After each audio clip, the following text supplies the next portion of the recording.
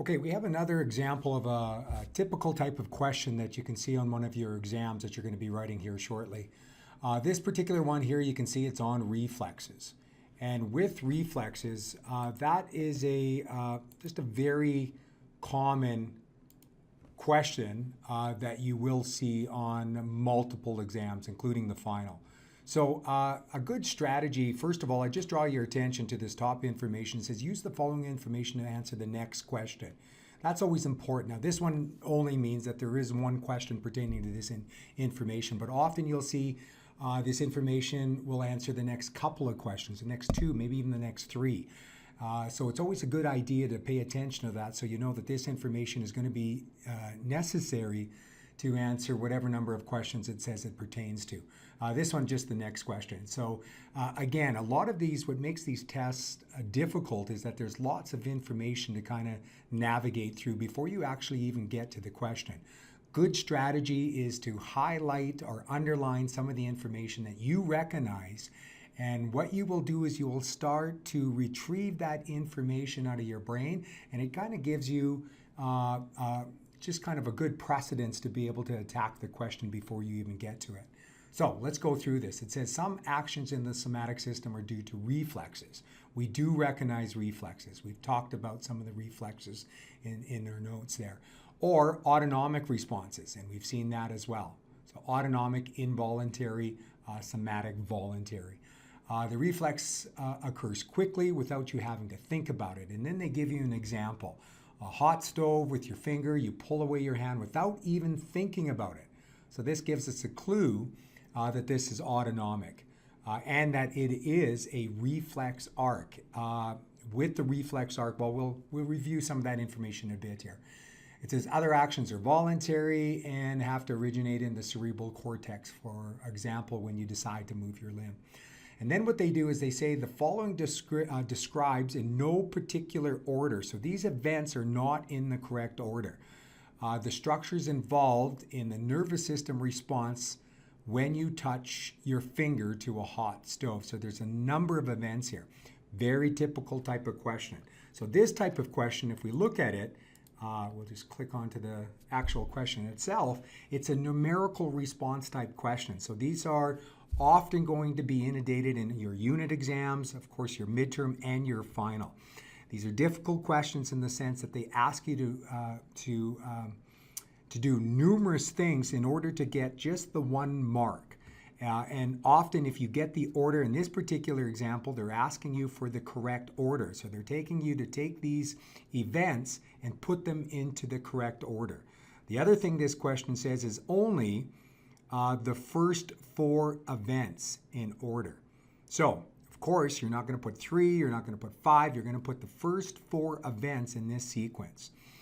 Numerical response questions, it's really important that you transfer that number. I always tell my face-to-face guys to put it right into this format, the correct order, and then transfer it on your bubble sheet in the correct manner.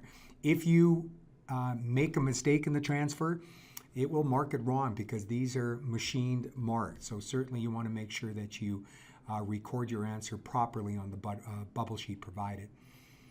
Okay, so what's needed in this type of question? Kind of complex because what it's asking you is about the reflex arc. So of course this is a diagram of the reflex arc touching a hot flame. And then they're asking you for the pathway. So the pathway of the reflex arc is you get some stimulus, heat in this case. You got, again, heat receptor neurons in your skin that will pick up the heat, create a nerve impulse, and carry that nerve impulse down a sensory neuron, then into the interneuron only in the spinal cord. It doesn't have to go to the brain at this point. It only into the interneurons of the spinal cord, which has the capacity to take that information and then decide what appropriate response it's going to send. When it does do that, very quick, this happens in a blink of a second, it will then send that nerve impulse down the motor neuron, and then of course to the effector, which in this case is going to be a muscle that's going to allow you to pull away from that flame. So that question is asking you if you know the reflex pathway. The other thing it's asking you as well is the anatomy of a neuron, and I'll show you this when we get back to the question. But the anatomy of a neuron is, first of all, starts off with the dendrites, then the cell body, then the axon, and of course the axon on myelinated or neurons are covered with myelin, and then to the axon terminals. Okay, so that is the sequence in which a nerve impulse will pass. So this complex question is asking you, again, the anatomy of neuron, but also it's asking you the pathway of the nerve impulse. So let's go back to the question and see if we can get through this.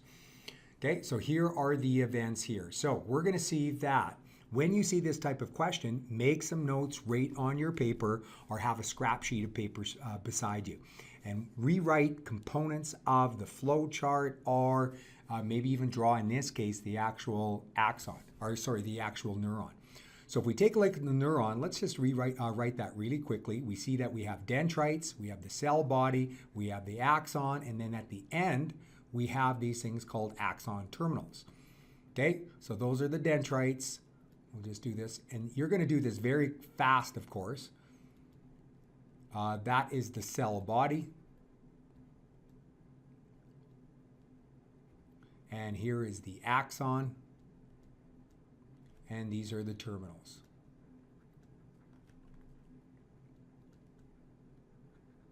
Okay, we also know that the pathway, let's write the pathway of a reflex. Okay, so the pathway, of course, is we said the stimulus.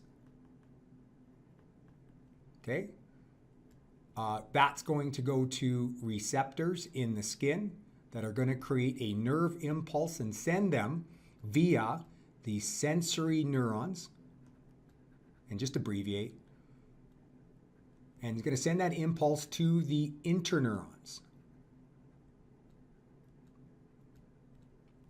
And in this case, because it's a reflex arc, it doesn't go to the brain. It'll go there later for interpretation, but in the meantime, it is going to go into the interneurons only in the spinal cord. So this allows us just to respond quickly, much quicker than if it actually had to go to the brain and get interpreted and then back to the spinal cord. Take a little extra time. So this kind of minimizes the damage when we don't have to go to the brain. Okay, and then of course that sends a message, it interprets the information, sends out the appropriate response via the motor neuron, and then to the effector, or in this case, the effector can be a gland, but in this case, it is a muscle. Okay, and then we respond, we pull away from the flame.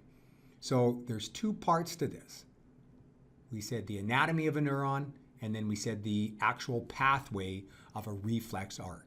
So when we take a look at this information, we take these events that are in no particular order and we want to put them in the right order, and all they're requiring us is the first 4 events. So if we go through them, we see axon of a motor neuron. Well, that's going to happen later on in the pathway. Sensory receptor of the sensory receptor in the skin. Well, that's kind of up there, right? That's right here in our pathway.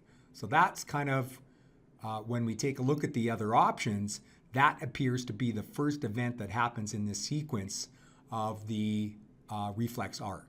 So cell body of a motor neuron, interneuron, axon of a sensory neuron, skeletal muscles. So it looks like to us that the sensory receptor is the first thing that's going to pick up that stimulus. So that's going to be the first event. So we're going to put that down right here and then later on record that into our bubble sheet.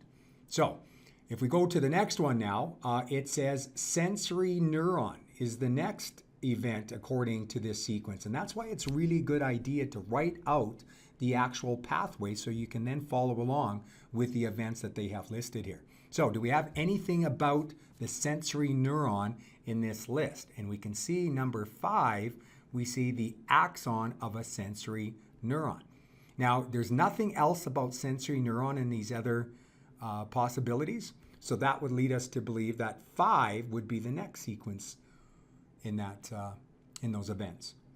Now, we take a look at the next one, and the next one says interneuron of the spinal cord. So that's the next sequence. So if we go here, do we see anything about an interneuron?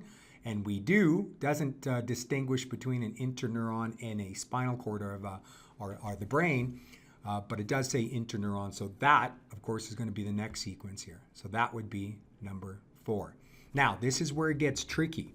This next little bit is now requiring you to understand the anatomy of a neuron.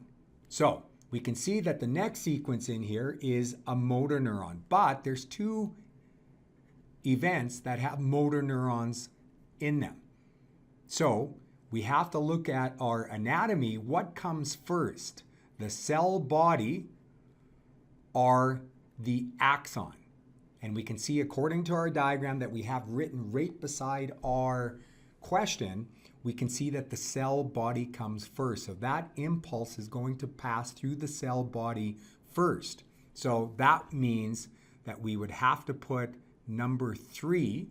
And if we were to continue on that, we would say, well, then number 1 would happen, and then the last event would be number 6, the skeletal muscle. But of course, they're asking you to only record the first 4 events and then to record your 4-digit answer into the numerical response section of your answer sheet. So what we would be bubbling it in for our answer sheet, of course, is 2, 5, 4, 3. That's the sequence of the events in the right order. And of course, we're only talking about the first 4 events in that whole sequence.